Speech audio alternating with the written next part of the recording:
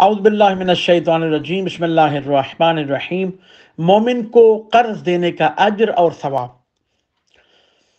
چھٹے تاجدار امامت و ولایت امام جعفر صادق علیہ السلام اپنی جد حضرت رسول خدا محمد مصطفیٰ صلی اللہ علیہ وآلہ وسلم سے روایت فرماتے ہیں، جو کسی مومن کو قرض دے اور واپسی تک منتظر رہے تو اس کا مال پاک و پاکیزہ رہے گا، اور قرض کی واپسی تک وہ ملائکہ کے درود و سلام میں رہے گا۔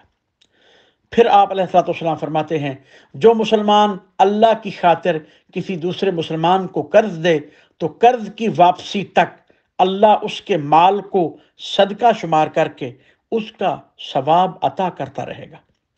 پھر آپ علیہ السلام فرماتے ہیں، قرض کا ثواب 18 گنا ہے، اگر یہ مر جائے تو یہ مال زکوٰۃ شمار ہوگا۔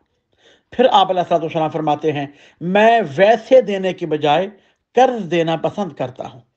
اور نیز فرمایا، جو ایک مدت کے لیے قرض دیتا ہے لیکن معین وقت پر ادا نہیں ہوتا تو جتنے دن اوپر ہوتے جائیں گے ہر روز 1 دینار یعنی 1 سونے کا سکہ صدقہ دینے کا ثواب ملتا رہے گا۔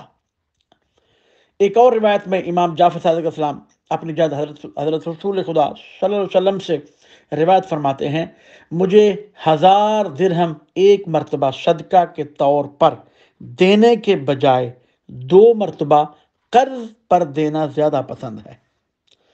جیسا کہ قرضدار کے لیے قدرت رکھتے ہوئے تاخیر کرنا جائز نہیں ہے، اسی طرح آپ فرماتے ہیں اگر قدرت نہ رکھتا ہو تو اس پر سختی کرنا بھی جائز نہیں ہے۔